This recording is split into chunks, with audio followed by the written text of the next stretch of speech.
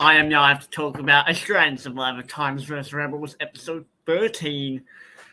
Okay, so I don't know how long this is going to go for because, unlike other recaps, not much happened this episode, which is funny because this is a merge episode and you expect there to be way more content.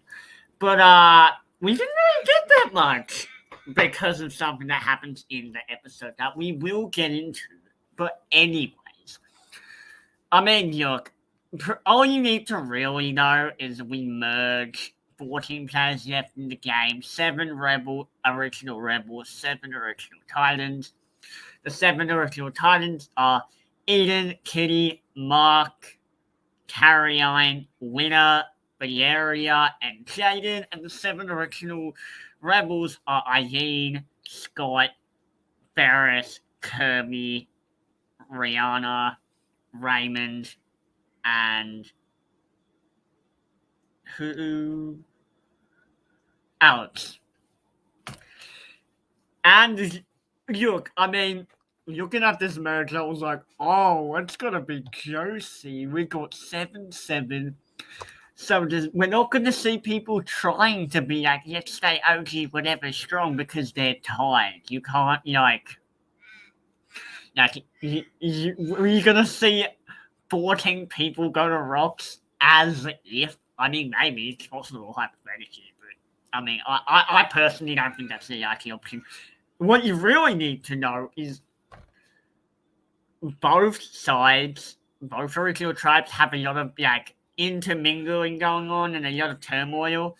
On the OG Rebels, we have the Ferris, Eileen, Raymond, Alex is with them, those 4, and then you got the 3 of Rihanna, Scott, Kirby. Those are the 2 main factions on the OG Rebels, and on the OG and their factions on OG Titans are Mark, Valeria, and then they've kind of got connections to Jaden and Winner, who are kind of floating in the middle, and then you've got on the other side, you've got Eden, Kitty, and Carrion as a 3. So there's a lot of intermingling and a lot of people wanting to go to war and civil war and all that crap. And I was like, yo, this merge episode is gonna eat. And then we get into the immunity challenge, and the immunity challenge is them literally just. If you've ever been to the gym before, they essentially just had to sit on a chair with their legs out and just press their legs up. They had to press their legs up and make sure it bowl down from the top of their head and roll off the, what do you want to call it? Ramp, I guess you want to call it. Tube, rolling tube. And I was like, well, this challenge is going to favor all the people who go to the gym constantly at Jaden. Which, look, I think this challenge is good in the sense that it's like, okay, we get to see people push themselves, because obviously you're not going to push yourself that hard if you don't want to win. And then we see Mark push himself really hard because this is his dream and he wants to win immunity and be safe, and he knows how important it is to be safe at the merge. And then we get down to our final 2 in the challenge, Winner and Jaden. And these 2 are just making a joke about it, which I get it. Like, they're like besties, so of course they're going to have jokes and whatever.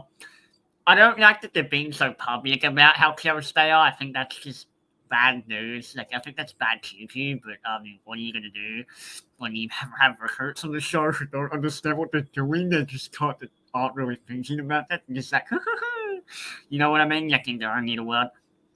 And then Jaden is like, I don't like necklace. And Jonathan's like, if you don't like the necklace, you can, you don't have to go for it. You can throw it to Winner. And then Jaden looks at Winner and just throws it. He's like, you want it? Winner's like, yeah, I want it. And then Jaden just throws it. Doesn't even try. And if I was Mark, I'd be pissed. I'd be like, are you kidding me? Like, this is my childhood dream. This is something I wanted. This is my dream.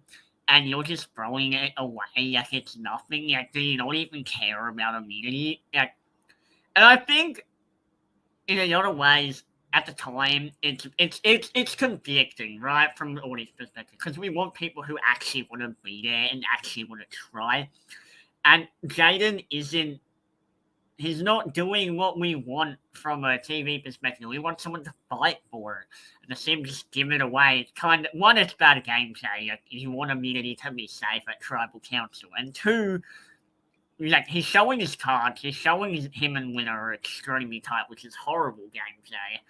And then on top of that, if you're like Mark or any of the other fans who wanted to win immunity, if you see that, you're going to be pissed. You're going to be like, what the heck are you doing, man? Why did you do that?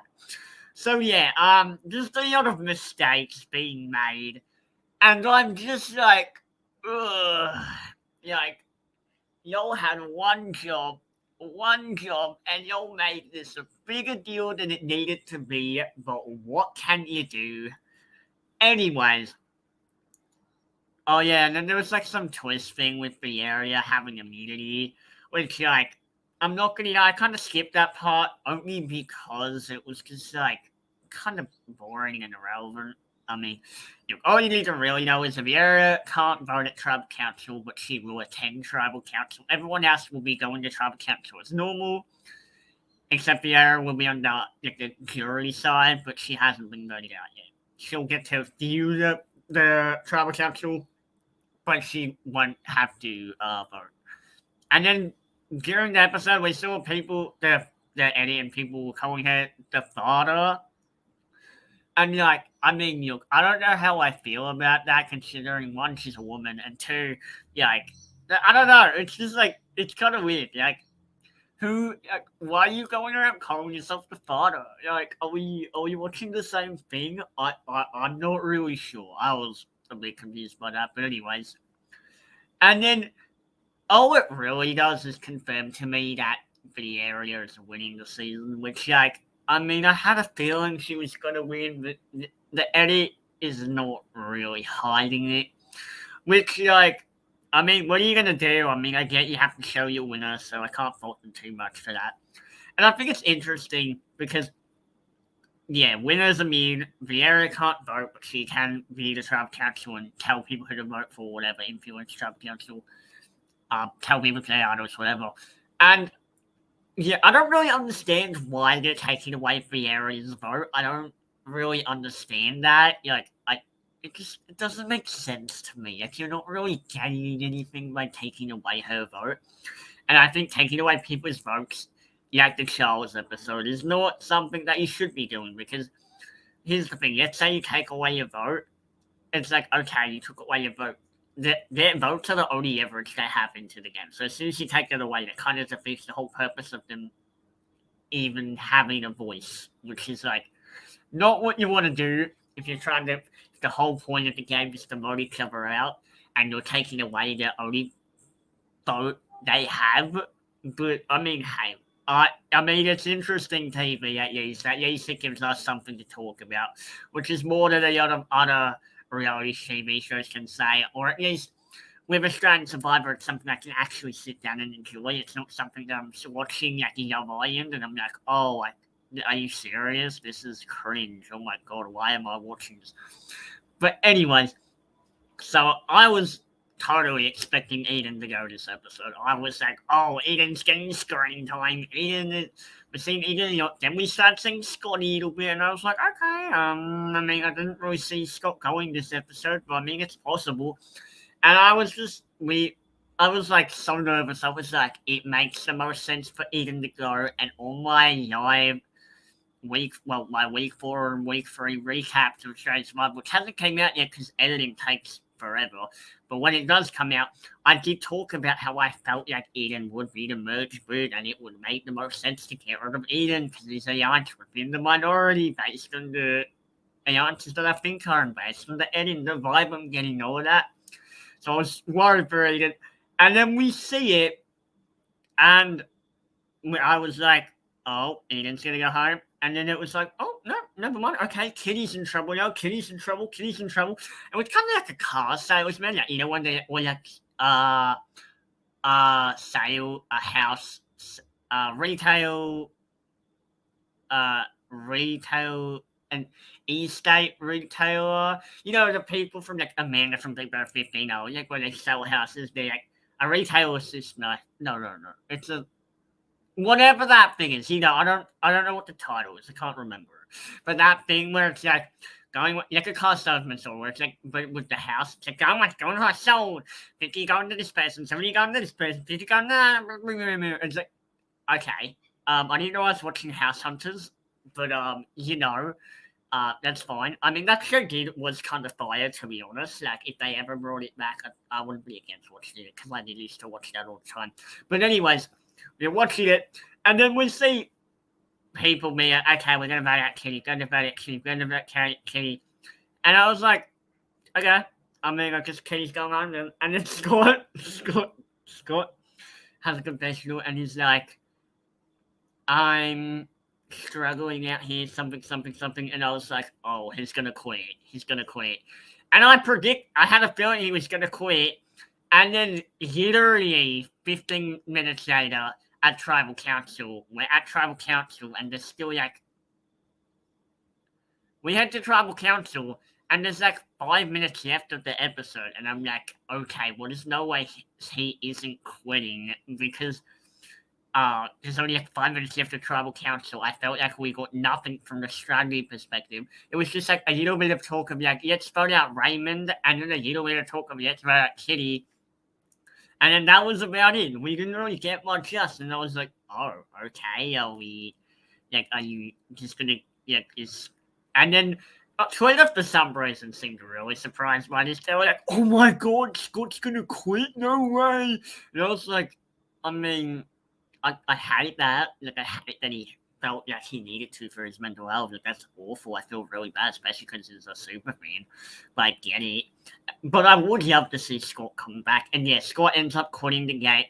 And yes, I do have an opinion on quitting. I'm not a fan of it. However, look, if Scott wants to come back and redeem himself and when he's in a better mental state, totally valid. Because obviously, I had such high hopes for Scott as a player coming into this, and this entire time I've been talking about how well I think Scott's been doing as a player, and how I love his strategy, how I think he's playing well, how I think he's making the right social connection, how I think his threat management is amazing. I think it's going well. And then just to see it all, I guess you could say, go into the bin for nothing, you could say, is a waste, but I mean, I really like Scott, so I'm not going to hate on him. He is my preseason winner pick, and even though that sucks for my draft, because I want to win the draft, I mean, look, had he not quit, there's hundreds of possibilities what could have been, and he could have won this season.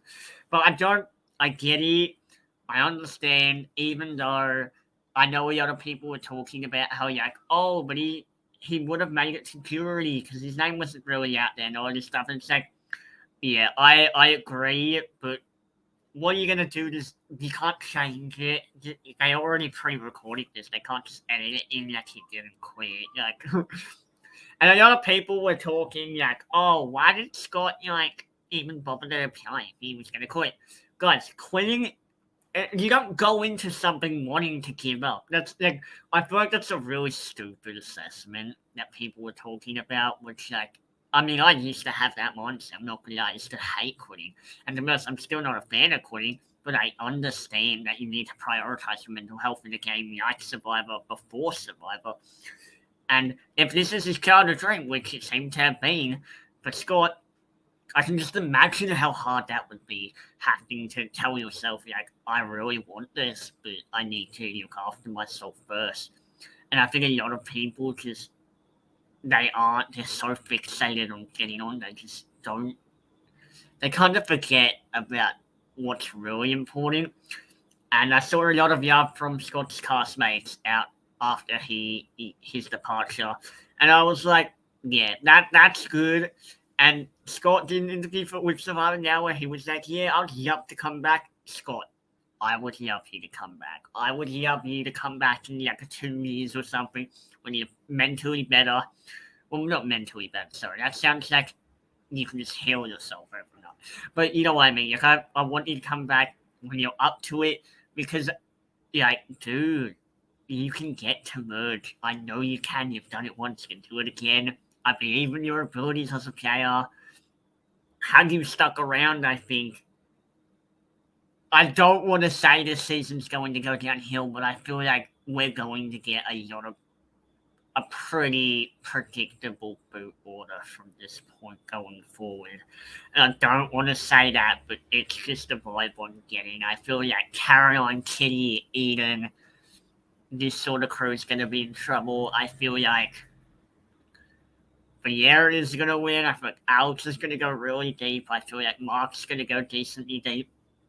I feel like Winner's going to go deep. I feel like Jaden's going to go deep. And I feel like Raymond, Irene, Ferris, like this sort of crews, none of them will really have much of a shot at winning. And I think the worst part with the whole thing for me is for Kirby's game, right? Kirby's game this last few episodes have been rough. She had to turn on Kelly because Kelly went rogue on her. She had to go count her number one just left the game and Scott, or her second number one. All she's got is Rihanna, who has an idol, so they're not going to go for Rihanna, so they're going to go for her. I feel like we're just setting up for a Kirby downfall, and I thought we were going to get like some mad idol play or something, but I don't think we're going to get like a mad idol play. I think it's just going to be Kirby has run out of numbers. Kirby's just doesn't have any people anymore left over willing to fight for her. And that sucks because I think Kirby has mad potential as a player. But what can you do? When I say mad potential as a player, I mean social. I think strategically Kirby doesn't really know what she's doing. Even though like she's running the game, you could say, but yeah, it's been pretty rough for Kirby these last few episodes or weeks, you want to call it. But hey, what can you do? This is Survivor. You gotta adapt. I would love to see Kirby and Scott come back as a duo, potentially. I think that would be a fun dynamic, and I would love to see them back on, even like the Amazing Race or something. I would love to just see them watch their friendship blossom even more, because I think it was really fun watching them as a duo. I thought it was so cool. I thought it was awesome. But what can you do? I think we can talk about Scott going to Kitty and being like, yeah, so your name's out there. Look, I'm not really sure why Scott did that, but what I am sure about is at least he made it interesting before he left. And I know a lot of people are like, he blew some people's games up before he left. Why are you going to like leave the game and then blow some people's games up? Look. That's kind of the whole point. What happens when people leave, like when they get eliminated, they have time to tell people your dirty secrets. So from that perspective, it's like you kind of did it to yourself, and it's like I felt like Scott was going to be one of the only people who stood up against the Mark Vieira side, and now I feel like Mark and Vieira's alliance is just going to pick everyone else off one by one. And I don't want to see that because that's going to be very boring TV, but it's the vibe I'm getting. So if it is, then that sucks because I really don't want a predictable match. But what can you do? Anyways, thank you all for watching. I've got to go watch episode 14 because they're like halfway through the episode already because I started to say. Anyways, thank you for watching. Until tomorrow when I'm talking about the next episode. And shout out to Scott, dude. I don't hold anything against you. I want to see you back on my screens. And yeah.